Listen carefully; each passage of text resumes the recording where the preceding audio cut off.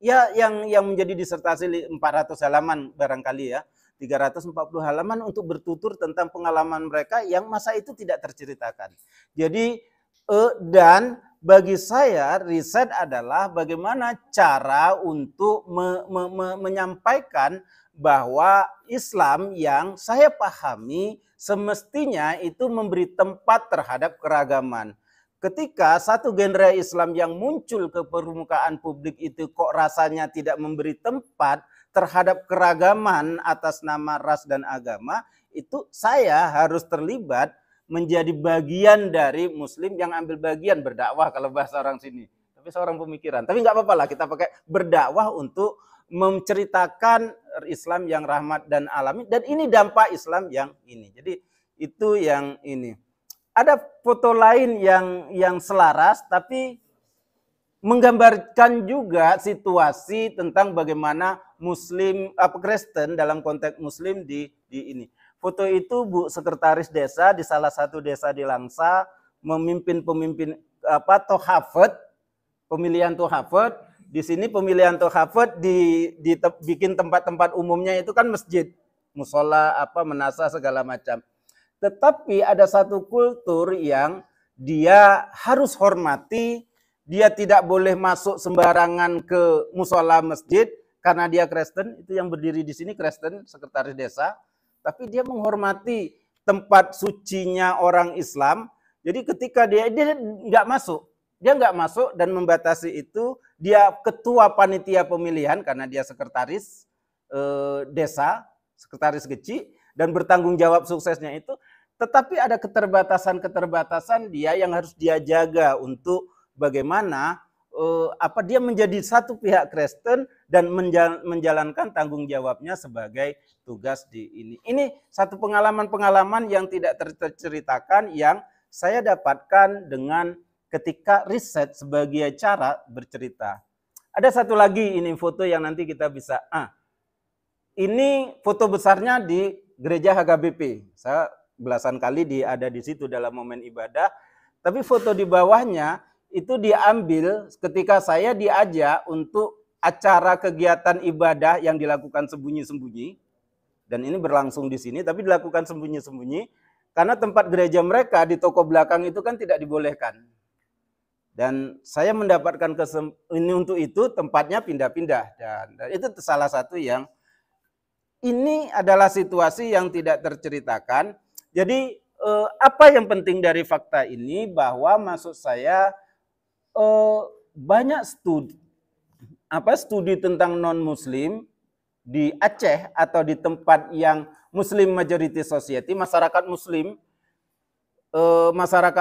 itu riset tentang non-Muslim sudah banyak diteliti. Riset di Kristen di Timur Tengah sudah banyak dilakukan. Riset tentang Kristen di Mesir banyak sekali tentang dilakukan di Timur Tengah, di Syria, Baghdad segala macam, di Iran juga banyak dilakukan. Maksud saya riset tentang Kristen di Aceh memang sudah ada dilakukan dan belum begitu banyak sekali. Tetapi terkait dengan Syariah in Power ini, riset tentang bagaimana aktivis-aktivis Muslim di tempat yang melaksanakan syariat Islam memberi perhatian terhadap isu-isu relasi agama itu belum banyak. Itu yang saya sebut tadi. Jadi cerita ini, penelitian saya ingin melihat bagaimana teman-teman Muslim di Aceh, di Langsa, itu memberi perhatian terhadap isu-isu relasi agama. Tadi saya sudah sebutkan bahwa siapa yang diteliti itu orang-orang sekitar kita. Saya meneliti tentang, dan mungkin kita kenal sebagiannya, kisah tentang bagaimana tulisan-tulisan Pak Miswari, kenal ya, mungkin nggak tahu ya kalau di sini barangkali ya. Dosen sekarang di Pasca Sarjana, Pak Yogi Febriandi Syariah. Kemudian, sudah ke sini, nanti akan ketemu. Kemudian ada banyak orang yang saya teliti terkait dengan isu-isu relasi agama, nanti akan terlihat itu bagaimana mereka terlibat dalam mempromosikan isu-isu itu, dan riset ini ingin menggunakan satu konsep yang konsep yang khas, yang tidak banyak digunakan dalam masyarakat Muslim, tapi bisa berkontribusi memperkaya satu debat akademik yang baru. Jadi saya cerita tentang pengalaman lokal, tetapi bagaimana pengalaman lokal itu bisa menjadi riset yang internasional, itu satu strategi. Jadi teman-teman kalau menulis skripsi, biar skripsinya itulah bagus, kita harus punya wawasan akademik yang kuat di satu sisi, tapi punya kasus yang menarik. Saya punya kasus tentang aktivis Muslim memperjuangkan hak-hak non-Muslim. Di pihak lain saya harus menjadikan cerita tulisan saya itu bisa kompetitif di level internasional. Karena itu saya menggunakan satu konsep yang memang nggak banyak digunakan sebelumnya. Sebetulnya banyak, tetapi dalam konteks Aceh itu nggak banyak. Konsep public sphere. Saya ingin mendiskusikan pengalaman non-Muslim, pengalaman Muslim memperjuangkan hak-hak non-Muslim itu pada level public sphere. Public sphere itu apa? Ada ini satu contoh yang ini. Jadi ini satu konsep public sphere yang Habermas. Ada yang di konsep public sphere-nya Habermas itu bicara begini. Jadi ruang publik adalah tempat yang terbuka di mana siapapun bisa ngomong, siapapun bisa berdiskusi terbuka. Tetapi ruang publik itu biasanya pada masyarakat mayoritas Muslim disetir atau didominasi oleh kultur dominan di situ. Jadi ruang publik dalam konsep Habermas adalah ruang yang deliberatif, yang egaliter, di mana semua bisa bicara. Dalam konsep Habermas, ruang publik adalah tempat seperti warung kopi, lembaga penerbitan, di mana semua orang bisa ngomong bebas. Tetapi ada satu teori di mana konsep ruang publik pada masyarakat yang didominasi oleh kultur keagamaan tertentu, ruang publiknya menjadi tidak egaliter. Ruang publiknya disitir oleh kultur keagamaan dari masyarakat dominan. Konkretnya begini, di masyarakat Muslim yang memberlakukan syariat Islam, ruang publiknya disitir oleh nilai-nilai keagamaan Islam. Tidak boleh ada sesuatu yang tidak selaras dengan Islam. Kira-kira kayak gitu. Barat katakan ini yang menjadi teori bagi Barat, ruang publik bagi masyarakat Muslim itu tidak demokratis. Ruang publik bagi masyarakat Muslim itu tidak semarak, tidak hidup, dan tidak ada tempat bagi demokrasi. Saya ingin membantah kerangka teori Barat itu dengan menunjukkan bahwa pada masyarakat Muslim, yang disitir oleh identitas Islam itu, ruang publiknya selalu ada kelompok-kelompok kecil yang memberikan suara berbeda terhadap ruang publik yang itu. Tandingan, ruang publik tandingan. Kenapa? Karena ada satu teori, ini yang dikatakan oleh siapa nanti? Ada Nancy Fraser, Robert Asen, Salvatore itu bilang bahwa ruang publik itu seperti sarang lebah-lebah, di mana publik itu tidak pernah tunggal dalam satu warna bola satu. Tetapi dia selalu ada kamar-kamar di mana masing-masing individu, masyarakat, kelompok sosial, society punya suara sendiri-sendiri di ruang publik dan semuanya mendapatkan tempat. Menggunakan teori itu, Asen bilang ketika ada ruang publik yang didominasi oleh kelompok dominan itu secara menggunakan aparat, kekuasaan, menggunakan sumber daya ini, kelompok-kelompok minoritas ini mendapatkan tempat, tapi dia sembunyi-sembunyi. Saya ingin menunjukkan bahwa ketika ruang publik di Aceh itu disitir identitas keagamaan, bagaimana kelompok-kelompok minoritas itu, kelompok aktivis moderasi beragama itu mencari tempat, mencari strategi untuk bisa menyuarakan itu. Jadi teman-teman yang di sini ketika kita diskusi moderasi beragama, percayalah Anda bukan selama ini dan nanti mungkin akan selalu begitu, bukan kelompok yang besar betul di dalam grafik Muslim. Peminat moderasi itu nggak besar kali. Teorinya tidak seperti dia bukan kelompok mainstream. Karena itu ketika teman-teman ngomong di isu ini bukan isu yang dibicarakan oleh kelompok banyak. Dan kelompok yang bicara moderasi itu kelompok-kelompok kecil, dan Muslim di Aceh yang bicara moderasi Islam inklusif adalah kelompok kecil. Makanya saya menggunakan bagaimana ruang publik yang didominasi identitas keagamaan kultur dominan, lalu ada kelompok yang memberi narasi tandingan terhadap ruang publik yang seperti itu. Kata ini selanjutnya ada kata Fraser, Robert Fraser, Nancy Fraser di situ. Dia bilang bahwa ruang publik counter public, jadi ada ruang publik arus utama dan ada counter public sphere. Nah, kelompok counter public sphere itu menyuarakan suaranya melalui apa? Dia menyuarakan suaranya melalui diskusi-diskusi tertutup.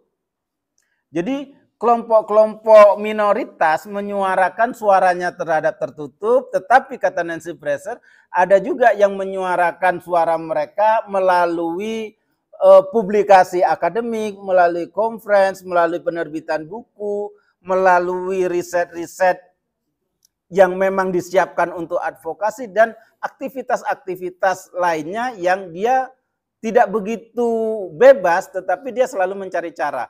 Nah, saya ingin melihat bagaimana kelompok aktivis Muslim di Aceh itu melakukan cara-cara untuk itu dan menggunakan kerangka public sphere-nya ini melihat bagaimana publikasi tentang isu-isu minoritas pada artikel-artikel, pada buku, publikasi buku, pada conference dan seterusnya. Nanti juga pada gerakan-gerakan advokasi. Itu kira-kira kerangka berpikir saya untuk riset ini. Ini ceritanya sangat panjang, tapi saya akan persingkat. Teman-teman nanti kita bisa berdiskusi. Jadi kerangkanya seperti itu. Saya ingin masuk pada temuan-temuan saya tentang ini. Coba dilanjutkan ke beberapa set berikutnya. Kita lompat aja. Ini ada teori. Ini. Terus satu lagi, dua lagi. Ini tampilan mereka ya, non-Muslim in the Aceh Public Sphere. Ini yang mau saya ceritakan. Slide ke berapa itu ya. Ini yang mau saya ceritakan bahwa saya ingin menyangkal pandangan-pandangan yang mengatakan pandangan itu yang terrepresentasi dalam diskusi akademik, dalam artikel jurnal, dalam buku dan segala macam, yang mengatakan orang Aceh itu tidak toleran. Tidak ada orang Aceh yang memberi tempat untuk perjuangan isu minoritas, isu relasi agama. Saya ingin sangkal itu dengan menunjukkan tulisan-tulisan Muslim di Aceh, intelektual Muslim, aktivis Muslim di Aceh yang memfokuskan dirinya pada isu-isu relasi agama dan memposisikan diri secara berpihak untuk membela hak-hak minoritas. Di sini ada tulisan, ada buku utama Islam Formalisasi Syariah, itu sebagai satu kerangka yang menggambarkan syariat Islam. Tetapi ada banyak tulisan yang ditulis oleh orang-orang yang saya teliti di sini yang memang posisinya jelas memberi keberpihakan terhadap isu-isu minoritas.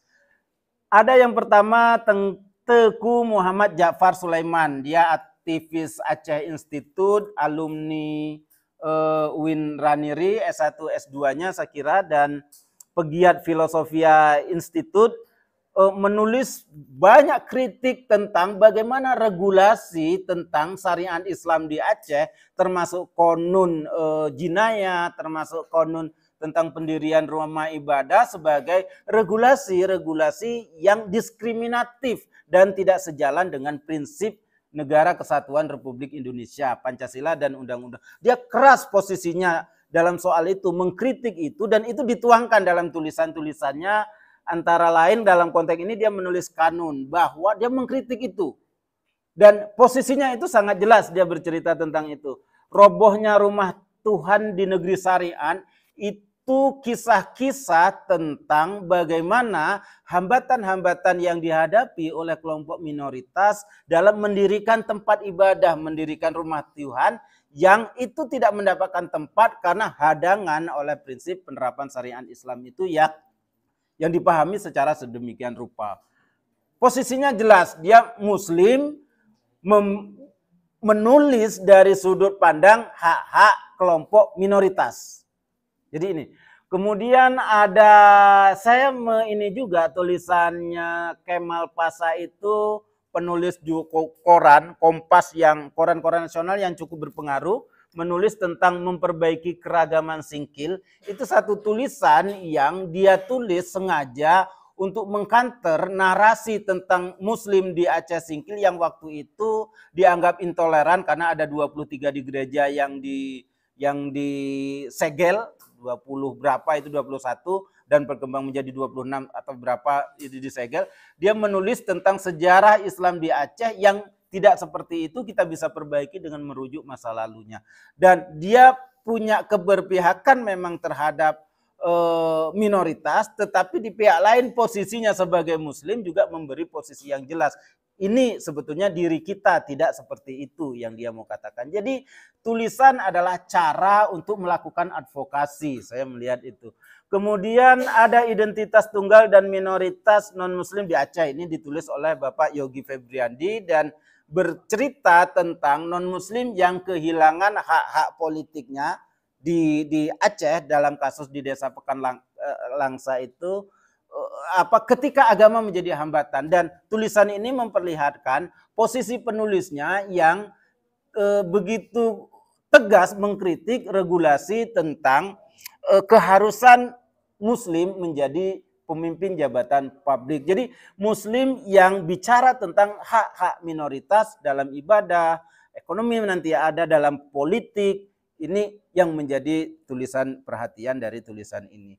Ini selanjutnya ada level, kalau itu pada level tulisan-tulisan jurnal, tetapi yang tulisan tentang isu minoritas yang ditulis oleh aktivis Muslim juga muncul dalam level yang lebih tinggi di jurnal internasional, asalnya dari conference, kemudian terbit dalam jurnal internasional, yang ini menurut saya akan efektif untuk mengkanter narasi bahwa di Aceh tidak ada yang inklusif. Karena dalam kancah akademik, Aceh dibaca tidak inklusif itu oleh akademisi, tidak ada tulisan yang berdiri dari sudut pandang ini. Dan tulisan seperti ini, Stock and Syariah Space, ditulis oleh Yogi, Pak Yasir Amri juga, tentang pengalaman mahasiswa Kristen Langsa, di ini bagaimana dia menghadapi kebuntuan, tapi posisi tulisan ini yang mengkritisi tentang sempitnya ruang bagi non-Muslim untuk hidup di alam syariat, ini penulisnya punya posisi yang tegas. Saya melihat bagaimana itu menjadi cara menulis, menjadi cara untuk menantang ruang publik yang narasinya itu begini, dan tulisan ini menjadi narasi tandingan, counter public sphere. Ada tulisan Pak Miswari Muadila Al-Akaliyah itu tentang minoritas di Aceh Tamiang. Dia cerita tentang hak-hak beribadah orang Kristen di Aceh Tamiang yang ada satu gereja papan itu katanya Pak Dekan ya di situ. Rumah tapi itu gereja, bukan gereja, rumah. Tapi dia enggak gereja, itu rumah papan. Yang mereka yang merasa ini. Maksud saya begini, tulisan saya Syariah in Power in Public Space Aceh ini bertutur tentang bagaimana Muslim di Aceh itu punya perhatian terhadap isu-isu minoritas dan itu dituangkan dalam public sphere. Baik itu artikel jurnal, book chapter buku, menulis buku, konferensi dan seterusnya. Itu satu.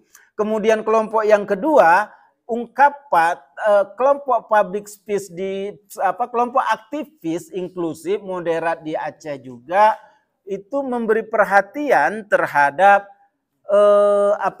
isu-isu ini melalui aktivisme keseharian mereka, melalui gerakan-gerakan mereka sebagai lembaga-lembaga swadaya pemerintah atau lembaga-lembaga pemerintahan yang memang posisinya sebagai lembaga gerakan untuk membela kelompok-kelompok minoritas. Kita buka satu lagi itu Pak, kita tutup ini nanti.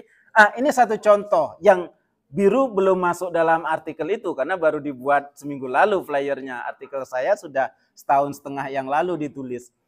Tapi saya mau katakan bahwa gerakan seperti religius moderasi beragama atau membuat mendirikan NGO yang berfokus pada isu-isu minoritas itu adalah cara bagi kita untuk menyuarakan sebagai muslim, menyuarakan hak-hak minoritas dalam beragama. Jadi apa yang mau disimpulkan? Tulisan ini ingin saya katakan bahwa ada cara bagi kita sebagai muslim untuk masuk dalam gerakan moderasi, baik memperkuat wawasan keagamaan, wawasan keagamaan masyarakat yang moderat itu, atau melalui aktif gerakan-gerakan itu sebagai bagian dari advokasi yang mau kita lakukan. Jadi tulisan Syariah Empower Muslim Public Space itu performa politik non Muslim and performa Islamic politik in Aceh Public Space itu bagaimana sebetulnya ada satu yang saya potong narasinya tadi, bagaimana di tengah tekanan politik yang sangat kuat, politik atas nama agama yang sangat kuat ini terdapat kelompok-kelompok kecil yang mencipta ruang publik tandingan dalam menyuarakan hal-hal yang berbeda dengan narasi utama yang atas nama syariat itu. Jadi itu yang mau saya katakan. Saya optimis dengan masa depan moderasi beragama di Aceh, di kita, di kampus kita, apalagi dengan adanya Pak Roni, Pak Dekan yang ini menginisiasi gerakan-gerakan moderasi dan kita akan menjadi semakin kuat untuk identitas itu. Barangkali itu.